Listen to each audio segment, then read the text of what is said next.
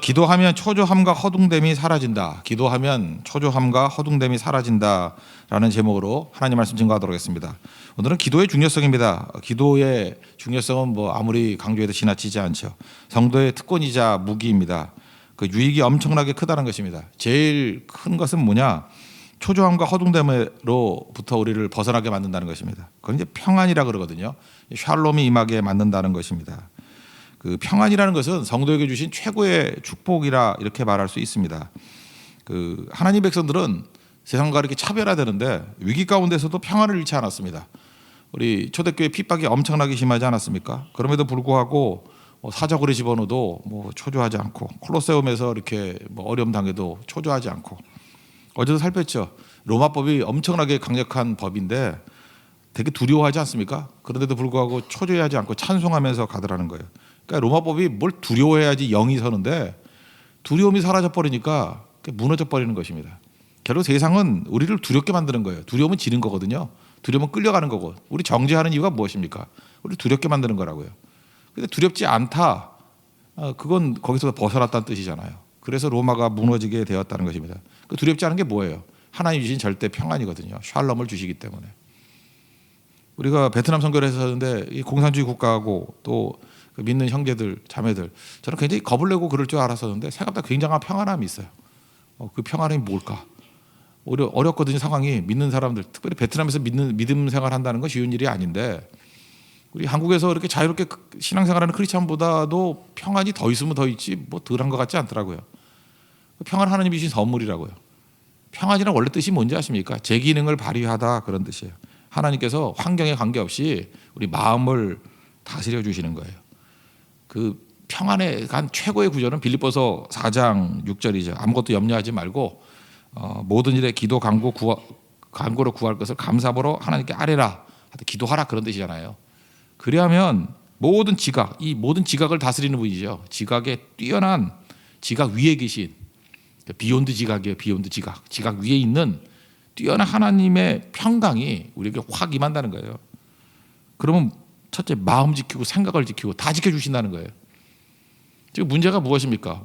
외부 환경이 문제예요. 외부 환경이 아무리 평안하다 할지라도, 잘 먹고 잘 산다 할지라도, 선진국에 살면 다 잘 살잖아요.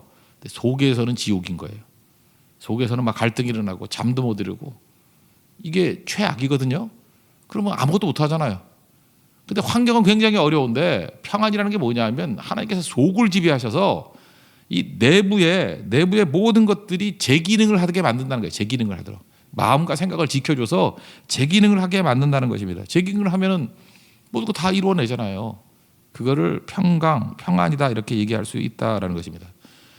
이번 선교 갔더니 어떤 좀 연세 드신 여자분이 그러더라고요. 처음 가셨던 것 같은데 선교에서 좋은 게 뭐냐 그랬더니 신기하다 그러더라고요. 뭐가 신기하냐 그랬더니 아침에 이렇게 모이라는 약속만 하면 2만 원 인원들이 다 모인대요. 그죠? 소리 지르는 사람도 없고 그냥 알아서 모이고 끝나고 가고. 제가 이번에 전체 일정을 볼 때 시간 어긴 건 딱 한 건 있었어요. 한 건. 그래서 버리고 갔거든요. 버리고 가버렸어요. 딱 한 건. 그거 빼놓고는 점심 때 이제 합류하게 됐지만 그거 외에는 없었어요. 그러니까 그때 느낀 게 뭐냐? 평안이 깨졌구나, 이런 걸 느꼈어요. 평안, 이제까지 잘 기능하고 있었는데 한 군데서 평안이 깨지니까 이게 딴 사람한테 영향을 미쳐요. 이게 불안해하고 당황해하고 그래서 이게 평안이 깨진다는 게 바로 이런 거구나. 한 사람 때문에 평안이 깨질 수도 있겠구나. 근데 모든 사람이 제 기능을 발휘하게 될 때 그게 샬롬이에요. 그러니까 여러분들 하나님 앞에 기도해야 될 이유가 뭔지 아시겠죠? 마음부터 지배해야 될 거 아니에요. 마음부터. 지금 우리 상황이 핍박 상황인 거 아시지 않습니까? 내용이 뭐예요? 베드로, 야고보 죽이고 이제 베드로 죽이려고 감옥에 집어넣은 상황 아닙니까? 그럼 굉장히 불안해야 될 상황 아니에요. 마귀가 주는 최고의 힘이 뭐라 그랬어요? 우리를 두렵게 만드는 거라고요. 죽인다는 거 아니에요. 십자가형, 사자, 밥이 되게 만든다. 이러면 쫄아야 될 거 아니에요. 두려워야 될 거 아니에요. 평안하잖아요. 엎어져 잤다는 얘기 몰라요? 천사가 옆구리 차서 깨울 때까지 자고 있다. 이게 절대 평안이거든요. 기능하고 있잖아요. 기능. 하나님께서 이런 평안을 기도하는 자들에게 준다는 거예요. 5절 보세요. 계속 기도했다 그러잖아요. 그죠? 교회가 모여서 기도했다. 그래서 우리가 이 마음의 준비가 안 된 사람들은 딴 사람들을 볼 때 저 사람 저 어떻게 살까? 불안해서 어떻게 살까? 생각보다 쉽게 넘어가요. 왜 그러냐면 하나님께서 그 마음과 생각을 지켜주시기 때문에. 여러분 믿습니까? 마음과 생각을 지켜주시면요, 뭐 아무리 어려움 같이 보여도 마음의 평강이 있는데, 마음이 기능을 발휘하는데 그 누가 무너뜨리겠어요? 넘어지지 않는 거죠. 그래서 위기 가운데 침착함, 위기 가운데 이 평강, 위기 가운데 기능을 발휘함, 이건 기도가 주는 축복이라는 것입니다. 그러니까 이렇게 생각하면 돼요. 뭐 새벽에 가지고 기도 안 하고 하루를 사는 사람들 보면 뒤죽박죽이죠. 결국 하루에 근심 걱정하고 엎어진 일들 뭐 추스리는데 두세 시간은 더 쓰게 된다는 것입니다. 그래서 무조건이에요. 지혜로운 사람은 기도하게 돼 있다라는 것입니다. 이건 일이 없다는 얘기가 아니에요. 우리가 여러분 그런 거 아시죠? 이렇게 동시에 몇 가지 일 못하는 분들 있죠. 동시가 뭐예요? 뭐 이런 거잖아요. 뭐 취업 문제 그러면은 이렇게 얼굴에 뭐 초조함이 있어. 취업이 돼야 뭘 해?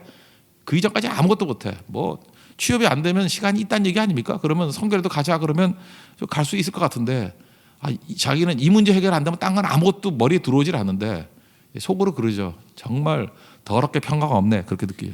더럽게 평강 없네. 평강이 뭐라고요? 제 기능을 발휘하다. 근데 이제 학생 때가 아니고요. 이제 졸업하고 난 다음에 일상생활을 하다 보면 문제가 동시에 두세 개 막 같이 오지 않습니까? 그거 안 와요? 뭐 두세 개가 뭐예요? 다섯 개, 여섯 개도 막 오죠. 그러면은 아무 일도 못 하는 거예요. 그죠? 손에 잡힌 게 없대. 그래서 자기는 하나 끝내 하나 또 할 수 있고 또 할 수 있고 그렇대요. 근데 우리가 보통 일이 한 10개쯤 이렇게 걸려 있거든요. 그럴 때마다 원 바이 원 하나씩 할 수 있는 힘, 그게 평강이에요. 흔들리지 않기 때문에. 이번에도 제가 베트남 갔을 때 그 뭐 설교 8개 했거든요. 8개. 총 10번이 10배가 있었는데 8개. 뭐 그것도 기도회도 뭐 예배라 그러면 예배일 수 있죠. 하여튼 8개 했는데 이렇게 설교를 쭉 하지 않습니까? 하면은 그거 어떻게 한꺼번에 다 준비하겠어요. 그러니까 전체적인 내용 틀을 가지고 가서 하나씩 준비하는 거죠. 하나씩. 그렇지 않아요? 평강이 있지 않으면 어떻게 준비하겠어요?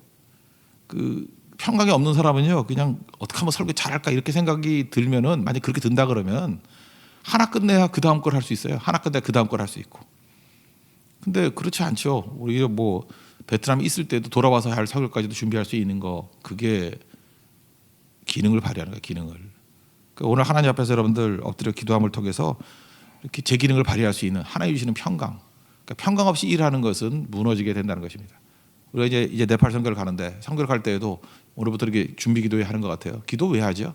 기도해야 제 기능을 발휘해요. 평강 가운데 일을 한다고요. 그래서 어떤 때는 우리가 실수를 많이 하잖아요. 기도 없이 이렇게 일만 하는 사람만, 그러니까 지도자가 중요한 거죠. 준비팀도 이렇게 기도는 안 하고 일만 하는 사람, 분주한 사람들 보면은 자기 힘의 한계가 오니까 짜증이 나죠. 그러니까 화도 내고, 이게 뭐 하는 거야? 소리 지르고. 그러니까 이해는 돼요. 그죠? 잘하려고 하는 거예요. 근데 뭐가 없었냐면 기도가 없는 거예요. 영성이 없는 거예요. 그러니까 기능을 발휘 못하는 거예요. 마음이 지옥이니까 마음을 표출하는 거예요. 이게 속일 수 없잖아요. 마음을. 그래서 마음이 드러나는 거예요. 마음이 지금 뒤죽박죽이구나. 그러니까 표출이 되는 거죠. 그러니까 많이 엎드려 기도하면, 이게 성경뿐만 아니라 사역도 그렇고 삶도 그렇고 가정도 그렇고, 그 흘러넘치는 기도가 있으면요, 하나님께서 평강을 주십니다. 마음과 생각을 지켜주셔요. 그죠?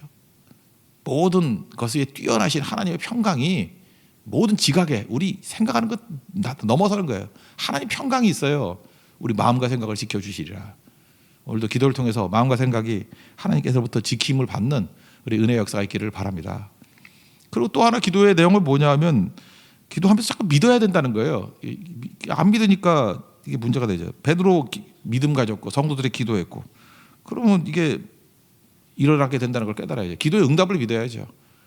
근데 기도하면서도 응답을 또 안 믿는 경우 있죠. 이게 대표적인 게 아닙니까?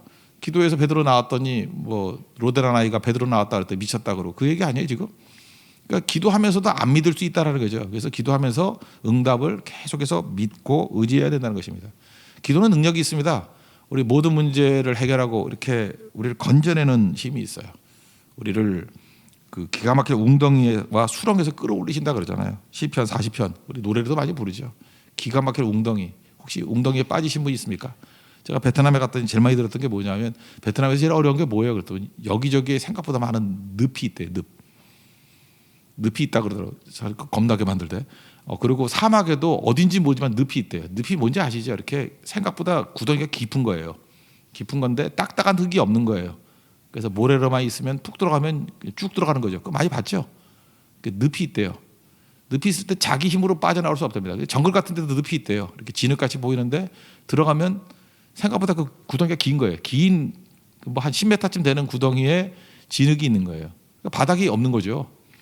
그러니까 뭐 잡을 게 없으니까 이게 쑥 들어가 버리니까 사람이야 뭐 2m만 넘어서도 죽는 거 아닙니까? 그래서 한 4m쯤 되는 늪만 해도 많이 죽는다고 사람들이. 동물도 죽고. 그죠? 기반이 없기 때문에. 그러니까 기가 막힌 웅덩이가 그런 거라고요. 기가 막힌 웅덩이와 수렁. 우리 늪에 빠질 때가 있잖아요. 바닥이 없는 거거든요. 바닥을 모르는 거예요. 무적행이 그래서 사실은 늪에 극대화된 모습이 무적행이에요. 이 지옥이거든요. 박이 끝없이 내려가요. 끝없이. 거기서 우리를 건질 수 있는 게 뭐죠? 발버둥 치면 발버둥 치면 더 빠지는 거예요. 그래서 우리가 어느 순간인가 기가 막힌 웅덩이에 빠졌다 그렇게 느낄 때가 있잖아요. 그때 하나님 앞에 부르시면 하나님께서 우리를 구원해 주신다는 것입니다. 건져 주신다는 거예요. 기가 막힌 웅덩이와 수렁에서 늪에서 우리를 건져 주시는 그 하나님을 붙들고 나아가는 정도이길 바랍니다. 그럼 완전히 일어나게 된다라는 것입니다. 결국은 하나님의 구원의 밧줄은 이거예요. 우리 인생은 복잡한 게 아니고 먼저 그의 나라와 그의 의를 구하는 겁니다. 주님의 일을 이렇게 딱 붙들면요, 중심이야. 그게 구원의 밧줄이거든요. 그거 붙들고 나가다 보면 여러분 지금 초신자들 가운데 그런 생각할 거예요. 이놈의 교회는 뭐 왔더니 맨날 뭐 성경만 하자 그러고 뭐 나라가 어떻고 의가 어떻고 그럼 뭐 어떻게 먹고 사나 뭐 이렇게 얘기하죠. 그 성경도 그래. 먹고 사는 걸 얘기하지 않는 게 아니라 우리 먹고 살죠. 근데 뭐라 그래? 너희는 먼저 그의 나라와 그의 의를 구하라. 그리하면 이 모든 것을 너희에게 더하시리라. 그 앞에 나오는 게 뭔지 알아요? 무엇을 먹을까? 무엇을 마실까? 무엇을 입을까? 염려하지 말라. 이 하나님이 다 책임져 주시고 또 하나님께서 공급해 주신다. 그 얘기 아니에요? 마태복음 6장 다시 한번 설교할까요? 그 얘기 아니에요? 그러니까 우리 할 일은 뭐냐면 딱 하나 붙들면 된다는 거예요. 그의 나라와 그의 의를 구하면 나머지는 더해 주신다. 그러면서 풀리잖아요, 인생이. 그러니까 하나님께서 우리에게 도와주시는 그런 것들이 있는 거죠. 그러니까 하나님께서 우리에게 십자가를 주시는 것들이 있죠. 십자가 지라 그러는 거 지는 거예요. 그거 지면은 십자가 질 때 필요한 은사도 주시고 능력도 주시고 도움도 주시고 영광도 주시고 승리도 주시고 그러니까 십자가 하나 지면 된다니까요. 인생 복잡하지 않아요. 인생이 심플, 미친 듯이 심플하게 사는 거예요. 그냥 나라와 의. 제가 어떤 목사님 기억나는데 저보다도 뭐 한 15년 선배 되시는 분입니다. 이분이 자기 친구들 신학교 동기들 얘기하더라고요. 동기들 많이 왔는데 이분도 굉장히 뭐 목회 잘하시는 분이에요. 근데 어떤 한 친구가 공부도 잘하고 그랬던 친구인데 1년 하더니만 때려치더라는 거예요. 이유가 뭐냐? 새벽기도 힘들어서 신앙 못 하겠다고. 이 공부도 해야 돼. 새벽기도 맨날 못 나가겠다고. 여러분 우리 교회도 이렇게 사역자 왔다가 갑자기 사라지는 사람들 이유가 뭔지 알아요? 새벽기도 못 하겠다고 떠나는 거예요. 참 우리 망조죠, 망조. 전도사들이 새벽기도를 못 하겠다고 교회 부임을 못 해. 미치겠어요. 또 한 번은 새벽기도는 하겠대. 그러다가 철야기도 한 번 하고 질려서 간 거예요. 이건 못 하겠대. 뭐 이러다 제명에 못 산다거나 죽으라고 그냥 그런 거죠. 참 이게 시대가 그래요. 평신도가 문제가 아니에요. 이거 새벽기도도 못하는 교육자들이 나오고 철야기도도 못하는 교육자들이 나오니 이게 통탄할 노릇 아닙니까? 이게 답답한 거죠. 근데 지금만 그랬던 게 아니에요. 옛날에도 이 나이롱들 많았으니까 새벽기도 못해서 난 신앙 못하겠다. 이분이 똑똑한 분이니까 나가서 학원을 차렸대요. 학원이 너무너무 잘 되더라는 거예요. 그래서 막 그 신학교 그 동기들 찾아와가지고 밥도 사주면서 약간 자랑도 하고 그 당시 뭐 월급 한 30만 원, 40만 원 받을 때 500만 원 벌고 뭐 300만 원 벌고 한 10배 벌고 그런 거죠. 잘 나간다 그래서 그 졸업할 때까지 많이 부러워했대요. 그래서 많이 갈등도 하고 어떤 사람들은 이거 내가 나도 힘든데 그죠? 이게 먹고 살기도 힘들고 이 새벽기도도 힘들고 근데 뭐 그때 그런 거 있죠. 과외금지령 뭐 이런 거 내려가지고 쫄딱 망했답니다. 쫄딱 망해가지고 너무너무 힘들어 하더라는 거예요.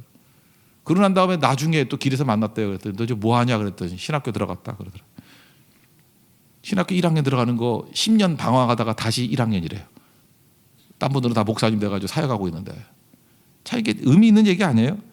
그 목사님이 그런 얘기 하더라고요. 새벽기도가 힘들어도 그죠? 힘들어도 그 짐 지고 가니까 하나님께서 나머지 모든 것을 채워 주시는 경험을 한 게 그 자기와 자기 동료들이고 십자가 같은 새벽기도 힘들다고 목사 못 하겠다고 떠나갔더니만 그분 얘기가 그러더라는 거예요.